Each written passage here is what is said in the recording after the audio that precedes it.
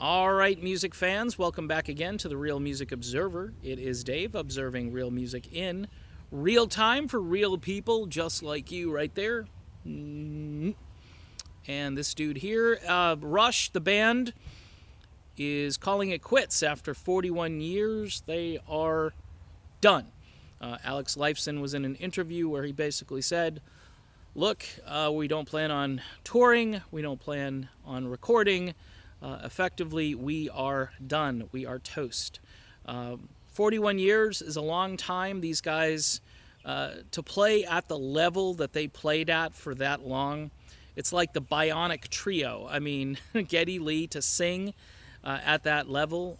Neil Peart, some consider to be the greatest drummer. He's in my top 10, we'll put it that way.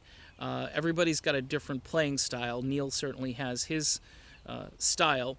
I am definitely not a Rush head, so to speak. I do respect them a lot. My three favorite Rush albums, not in any particular order, are Presto, Grace Under Pressure, Roll the Bones, and Moving Pictures, and Signals.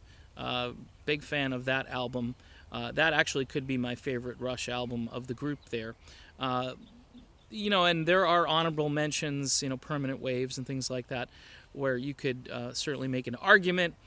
If you like the early Rush sound, like the 70s bar band Rush sound, where they had a different sound over the 80s, more technologically savvy Rush sound, I definitely respect that opinion as well.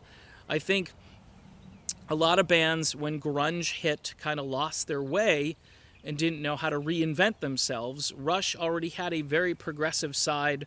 So when grunge came along, you would think that these radio stations would still include Rush, being as they're not like this poppy, happy-go-lucky rock band. They certainly were never that.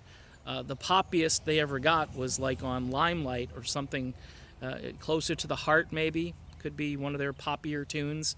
But the point being is that they were never the darlings of the super ultra melodic rock world, even though their music definitely would be considered kind of a hybrid between melodic rock and progressive rock, and sometimes just experimental. I mean, those guys were just completely different. So in any event, I'm not too surprised that Rush has decided to quit. Again, to perform their music at the level they performed it at for so long is already a huge achievement. They are one of the greatest Canadian rock bands ever, that's for sure, and they probably would get more respect if they weren't Canadian. It's sad because all of my favorite Canadian bands don't get any respect at all, like April Wine, for instance. Nobody ever talks about them. Solo artist Kim Mitchell is a phenomenal artist. And there are others. There are plenty of other great Canadian bands that should get more play and should get more respect, but they don't. But I was always listening to Canadian rock because it was good. Prism comes to mind. Does anybody know who the heck Prism is? Canadian band.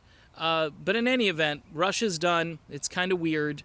We're all getting older. It kind of sucks to see this happening, but that's why you need to find some new music, and this channel will be documenting some of these new bands from overseas that are doing the real work that American rock bands refuse to do, at least for the most part. There are a few exceptions.